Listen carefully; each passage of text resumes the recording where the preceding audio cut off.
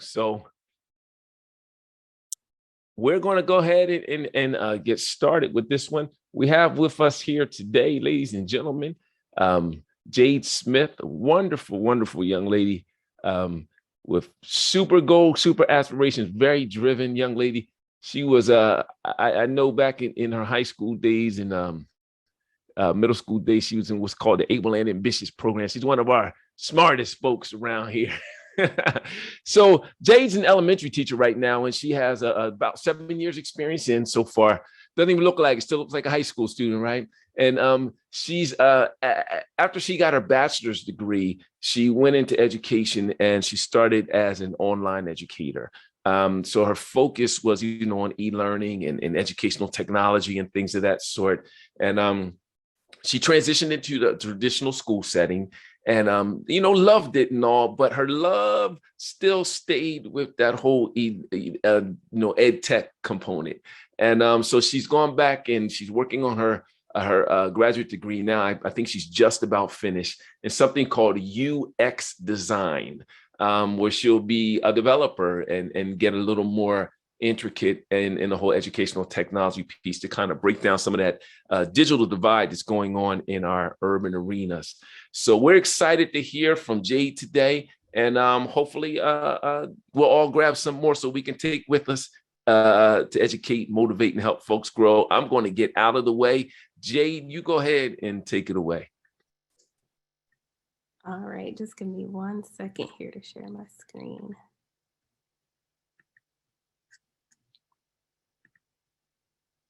All right, can everybody see my screen okay? Yes, ma'am. All right. Yes, ma'am.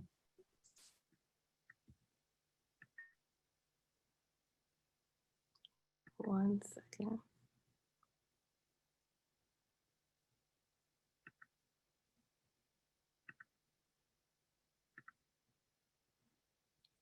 Okay, so I'm Jade Smith, and today I'm going to be discussing finding your path. I have 2 screens up, so my eyes will be shifting back and forth. I'm just going to share with you some of my experiences and then also give you some tidbits of information to help you with that path if you do feel like you're still on that search. So feel free to take notes as we go through this because there will be a game at the end, a cash prize game. So it'll be useful to have those notes to refer back to. If everyone could, I know we have a good bit of college students. If you could just put your college level in the chat box, just so I kind of have a little bit of background on who I'm speaking with. Like if you're a freshman, sophomore.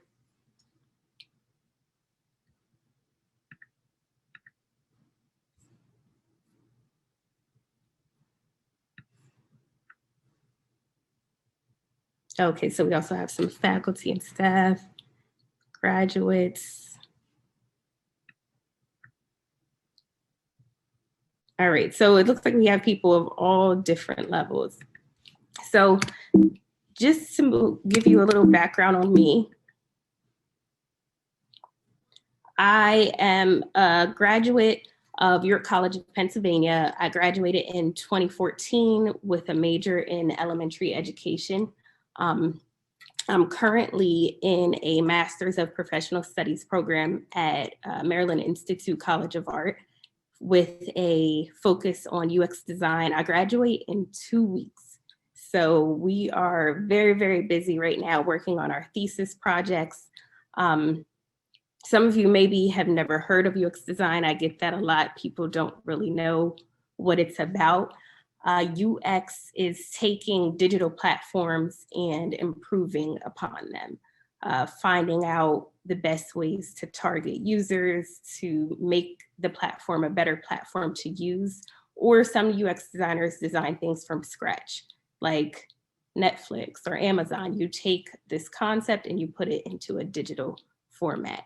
So for me, I've always loved technology and using technology in the classroom because right now I'm in the classroom. So it's one of the things that I like, and I want to find a way to kind of combine education with the technology realm.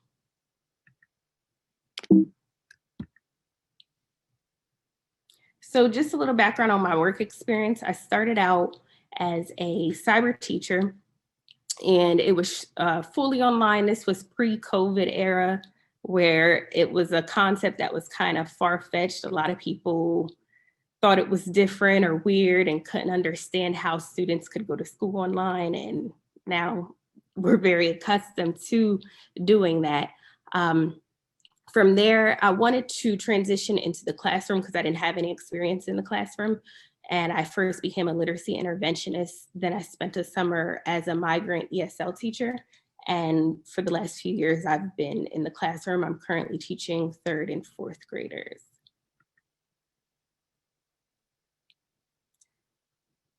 So we're just going to discuss a few steps to finding your path that might be helpful.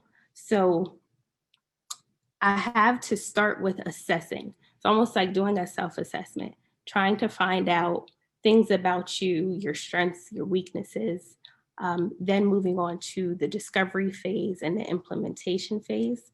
So think about things like, are you an auditory learner, a visual learner, hands-on? Sometimes we try to fit into boxes that we feel like we're supposed to fit into because someone told us this is the way to do it. And it could be hurting us in the end. So in the education realm, we're all very familiar with the multiple intelligences and how intelligence is not one single thing. It's not just being able to calculate numbers well or just being able to read well.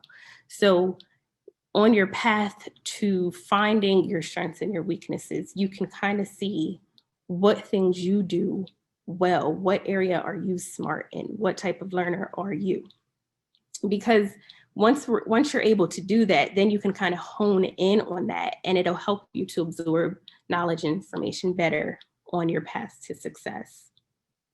Some of the other things that you can do while on this path during that discovery phase is capitalizing on internships, mentoring opportunities. There's lots of people out here that are willing to mentor you. If you're on a certain career trajectory and you need someone to kind of give you advice and point you in the right direction, there's lots of people to be able to connect with. You can use things like LinkedIn and apply those to your goals in life. Let's continue on.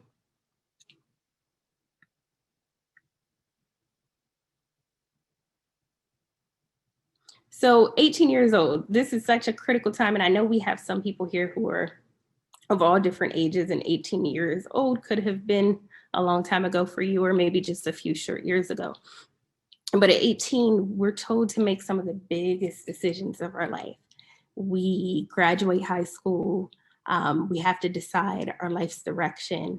And I think, in my opinion, that's almost like an impossible task to do at 18. That was always a struggle for me. A statistic that I found is that 69% of young adults immediately enroll in some form of higher education. So that's a pretty high number. Now that I don't have the statistic on how many actually complete higher education, but that's just how many enroll immediately. So then another thing you have to do at 18 is declare your major. And that was something that brought me a lot of stress because it was just a hard choice for me to decide on one thing. I couldn't imagine doing one job for the rest of my life. I was never one of those people. So that was always a little bit of a struggle for me. Sorry, I went the wrong way.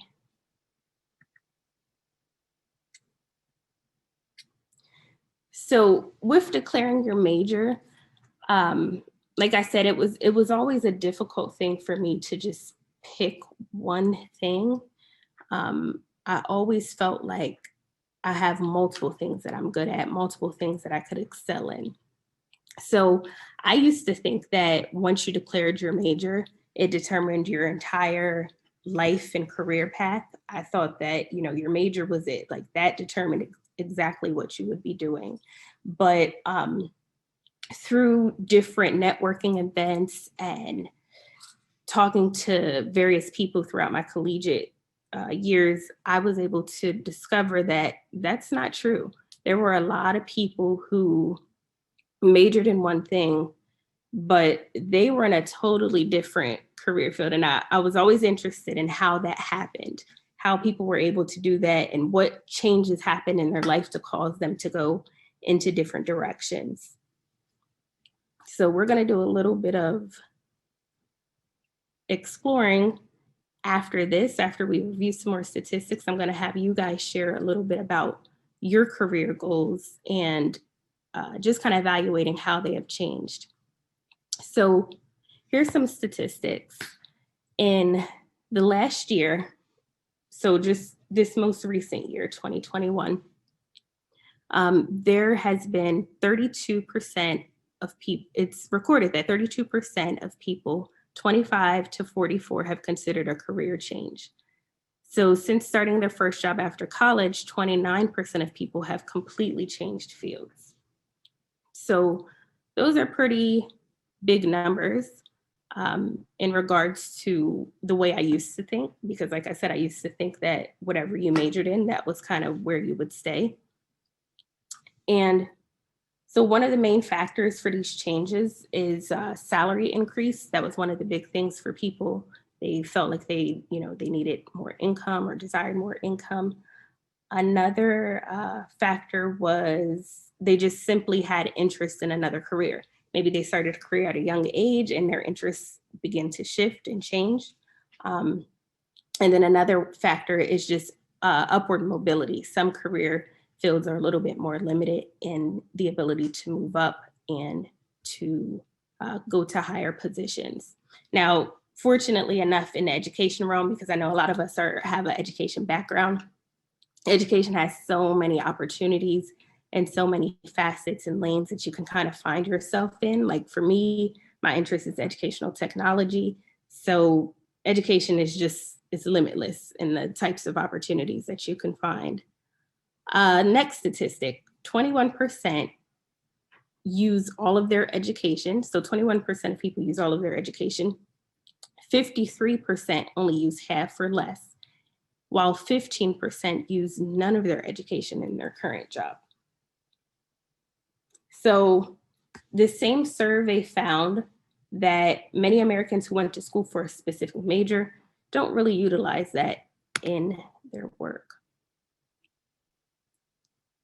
So one of the first steps of that finding your path was assessing. So I'm gonna have you guys assess yourself. I'm gonna give you this link. Just give me 1 second to put it in the chat box.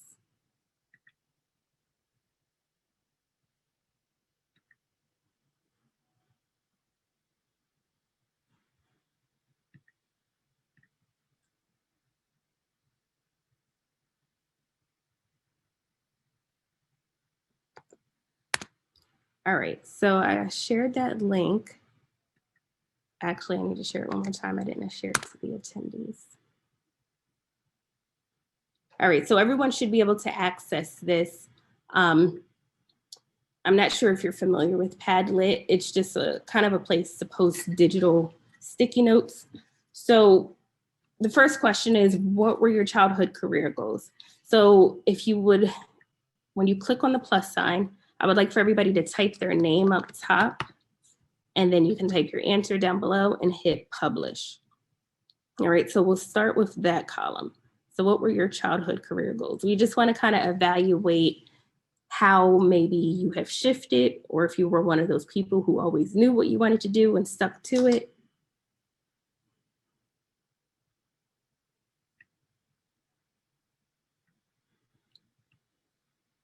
And then as you finish that column, go ahead and go to the second one, which is, what are your current career goals? What are they currently? And if you don't have a current goal, just kind of speak to maybe what you're currently doing. And maybe that is your goal that you did accomplish. Just speak to what you're currently doing.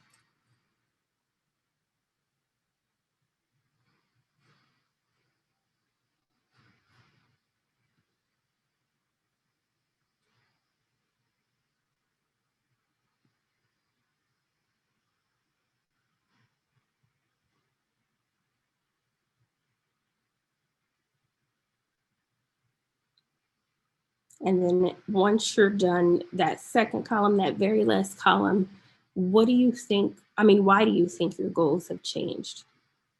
What reasons affected your change? If you had a change, maybe you didn't have a change, so that column won't really apply to you.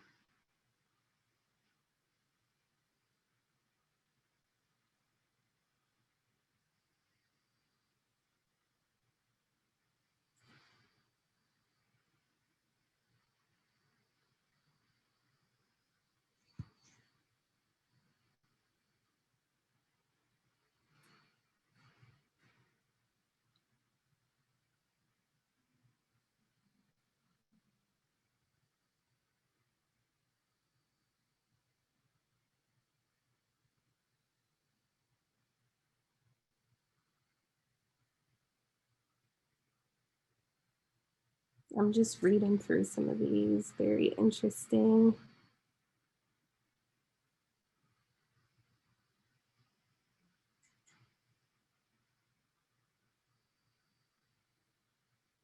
So I see somebody said I didn't like the sight of blood or needles. So I'm assuming this was someone that wanted to go into the medical field. And that's actually an interesting point, because that was why it was so hard for me to decide, because it's like, how can I know what I want to do if I've never done it? You know what I mean? So I always felt like, well, I need to have some type of experience, at least trying it out. And that's where volunteer work and internships and things like that come in handy, because sometimes people are like, oh, I want to be a nurse. And they think they would be great at it. And maybe they have the, the attributes and personality to be a great nurse, but maybe they can't handle the smells and the things that you have to see and realize like, oh, that's not going to be a good fit for me. All right, do I have anybody that wants to share out and speak to their, maybe their shift from childhood to now and why that shift happened?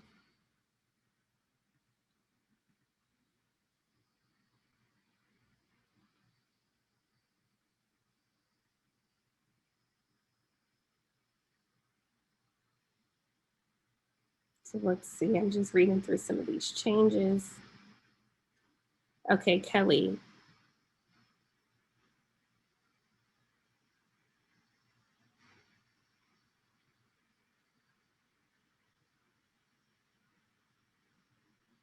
Kelly, did you want to go ahead and share?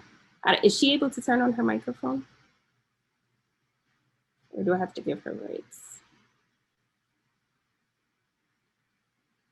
Oh, I don't know if, okay, I didn't know your microphones weren't turned on. Give me 1 second. Let me see if I can do that.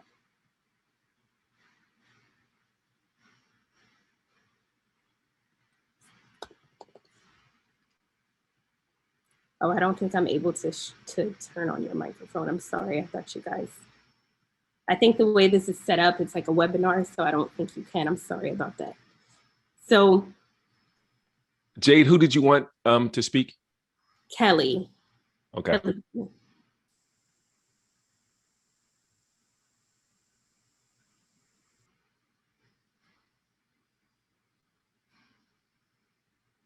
She should be able to speak now. Okay. Hello, can you hear me? Yep.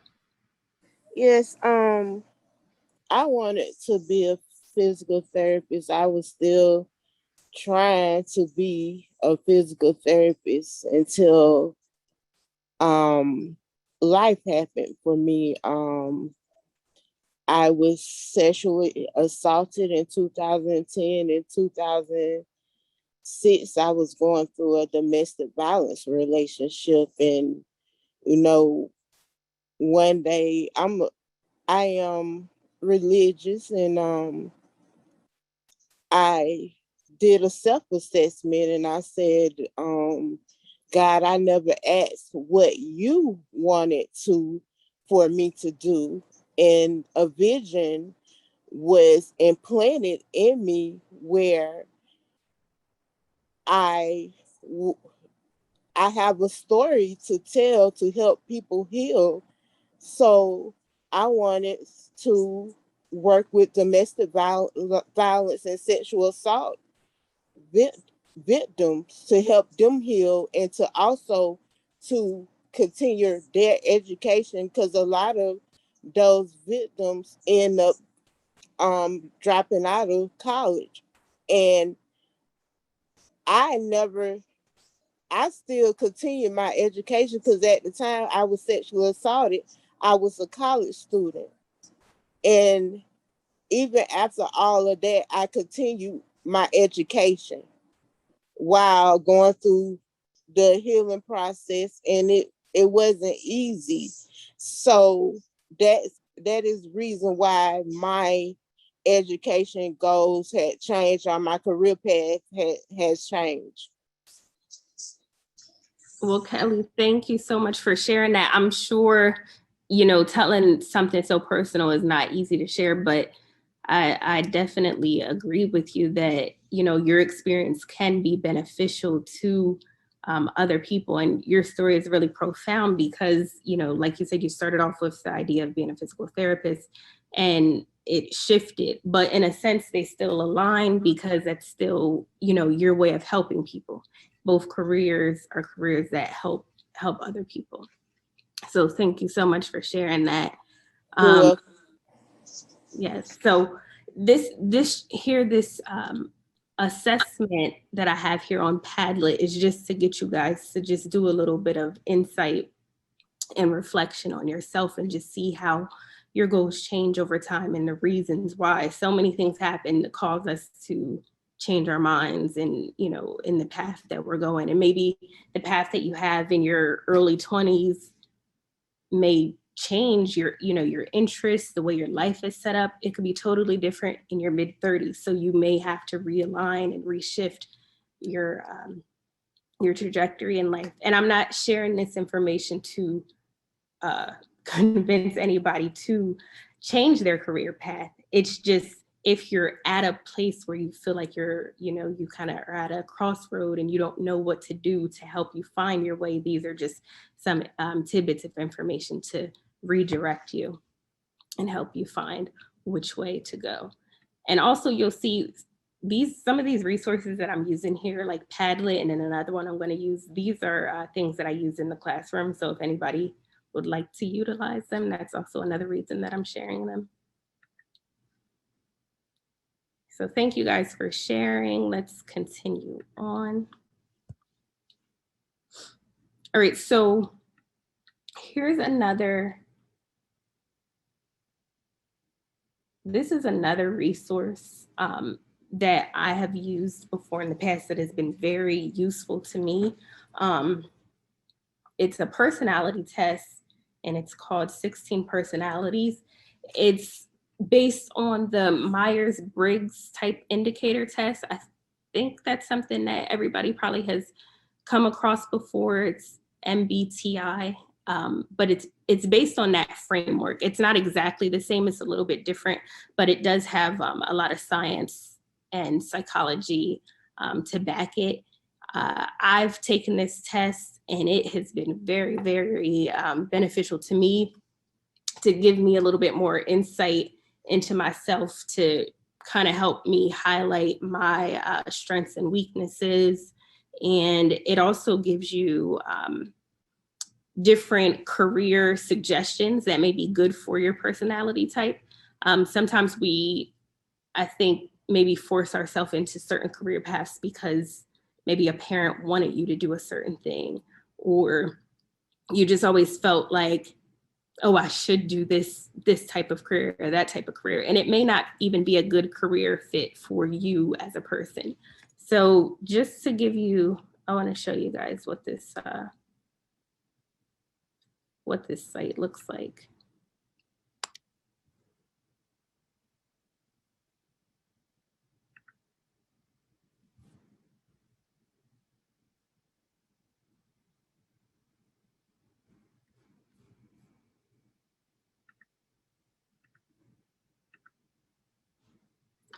All right.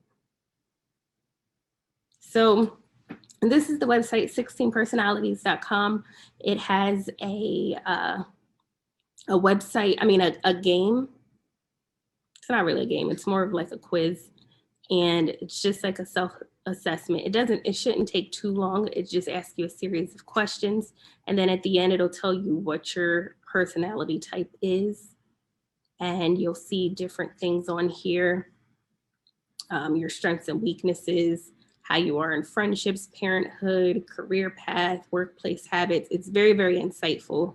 And then they have other features that you can pay for, but this was a resource that I recommend to people all the time. It has been so helpful for me.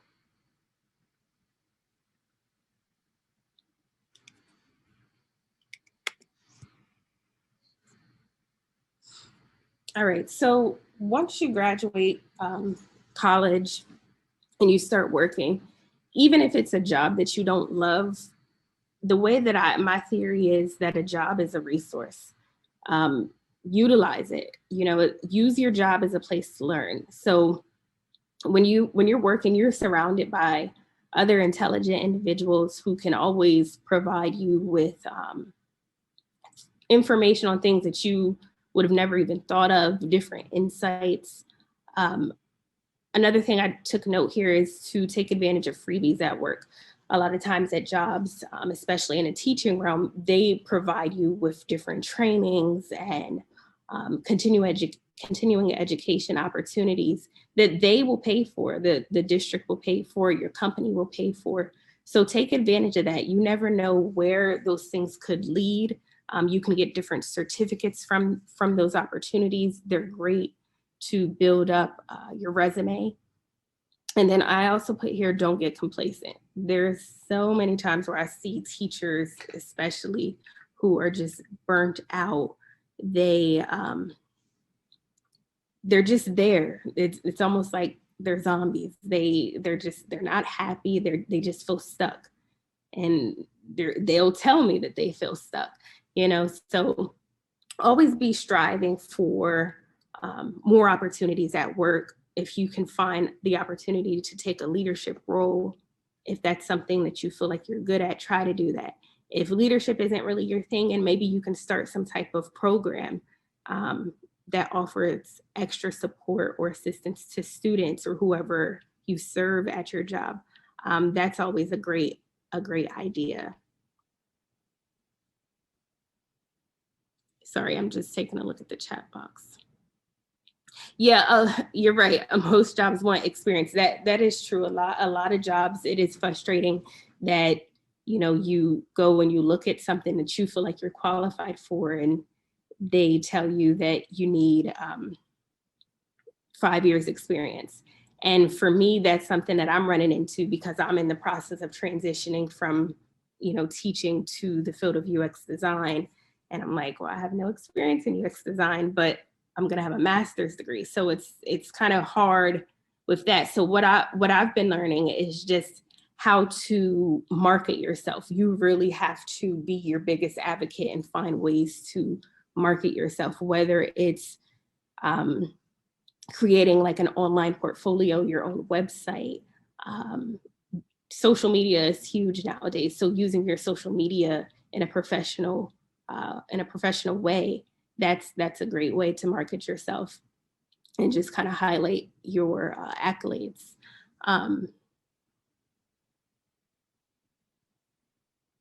Yes.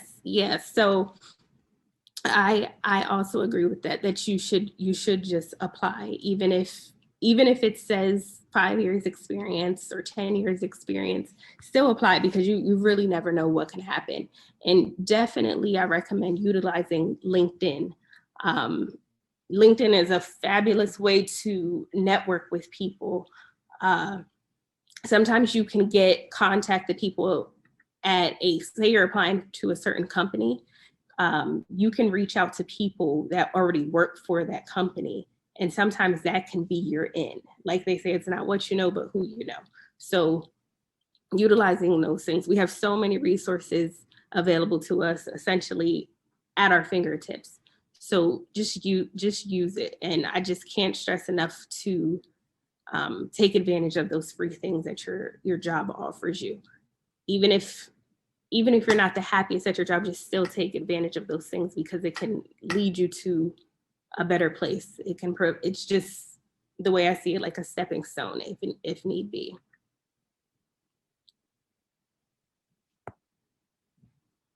All right, so here's the fun part. I'm going to do a review game of some of the things that I discussed.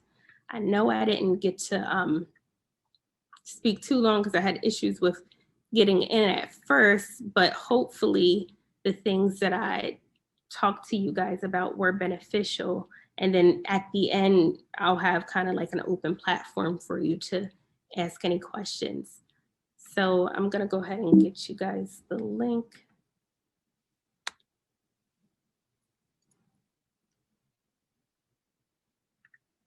So this is another platform that I use in the classroom. It's game-based learning. So it's called Kahoot. It's just going to be a review of some of the things that we discussed today. So you can go to, I'll just add it to the chat box to help you out.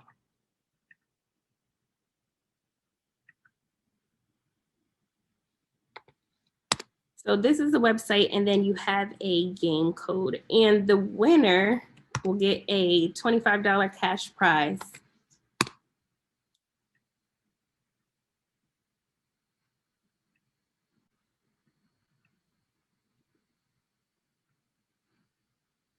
So you can just go ahead there and sign in.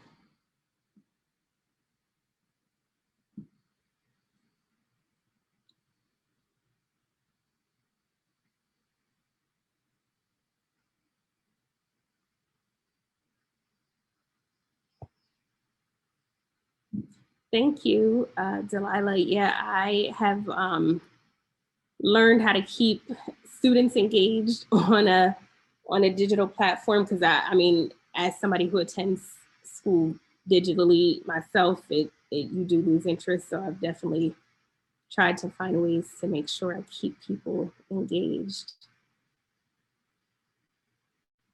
All right, is it working for everyone? I'm gonna reload.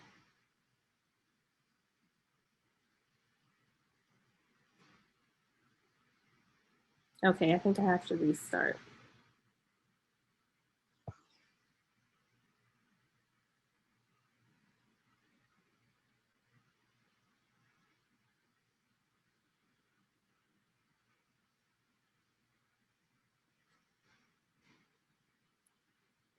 I think I had that page up for too long, so I have to refresh it and get a new pin. So just give it a second to load up for me. All right, here we go. All right, so it'll still be that same link. And here's the code. So hopefully you guys took some notes and they can be helpful for how you do in the game.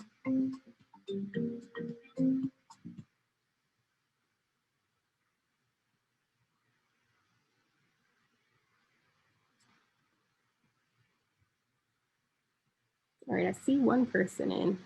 Okay, I see more people coming in.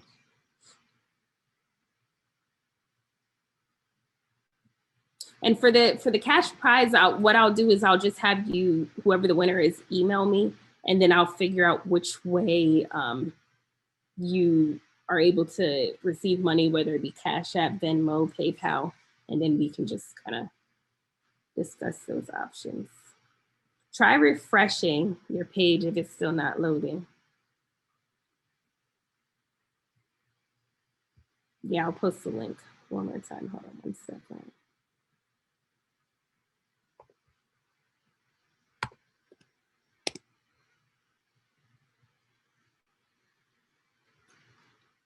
I don't want to start before everybody gets in. I'll give you about 15 more seconds to get in, and then I'll go ahead and start.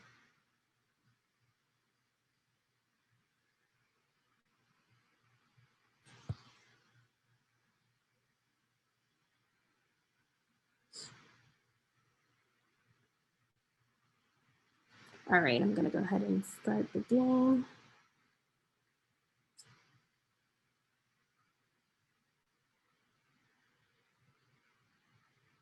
So what were the 3 steps that I mentioned to help with finding your path?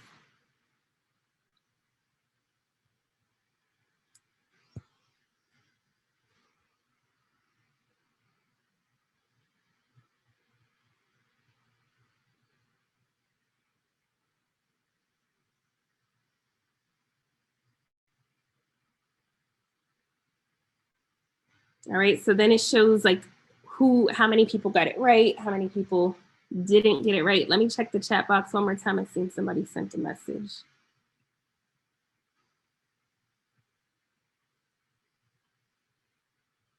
Okay. All right, let's go to the next question. And you have 20 seconds for each question.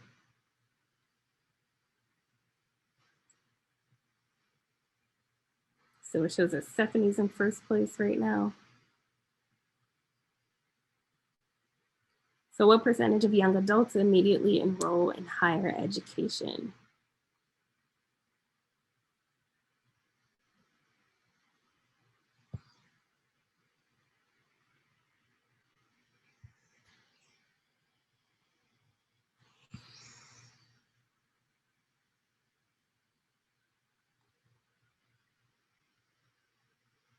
Oh, we did good on that one.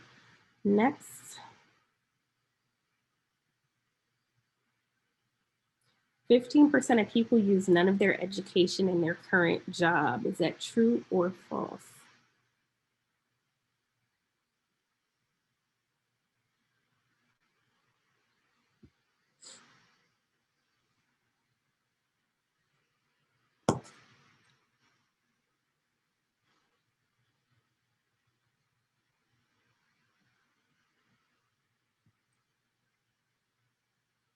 All right, Stephanie's back in first place. Question number 4.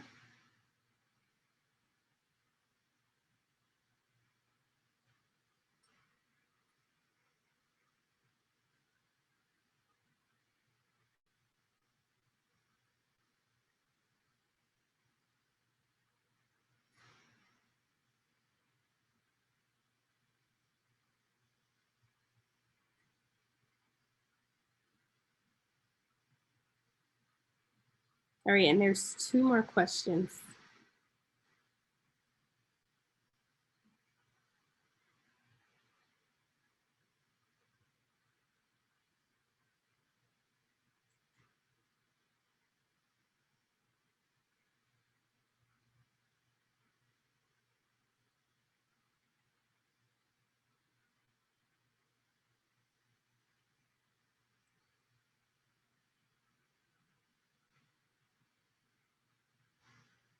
All right, next. And this is the final question.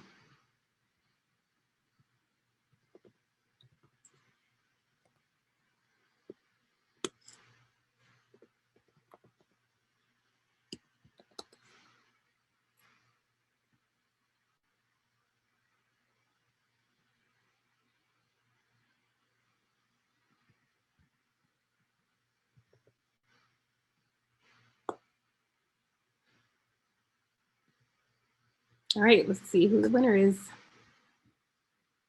So 3rd place is Pam. 2nd place is Nicole. And 1st place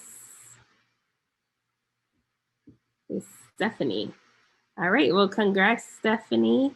I'm gonna go ahead and share my email in the chat box.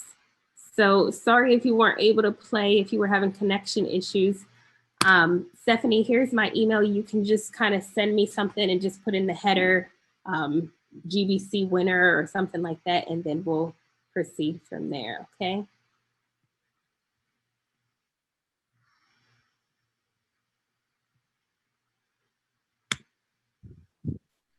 All right, so just to leave you with a word of encouragement, I know I'm at the end of my time. It says, where you're at is not your final destination, but merely a stepping stone towards maximizing your greatest potential. So hopefully this information that I shared with you guys will be helpful in you finding your path. And even if you're almost there or you just need a little bit more of a push or a little bit more direction, you know, always utilize those resources available to you. Reach out to find a mentor, use LinkedIn, make sure you're constantly networking. You just never know what opportunities could be out there for you. So here's my contact information. If you would like to reach me, I have my email here and my LinkedIn account. So thank you guys so much for participating. If you have any questions, you can definitely ask them now, or always reach out to me through email. Okay, thank you guys.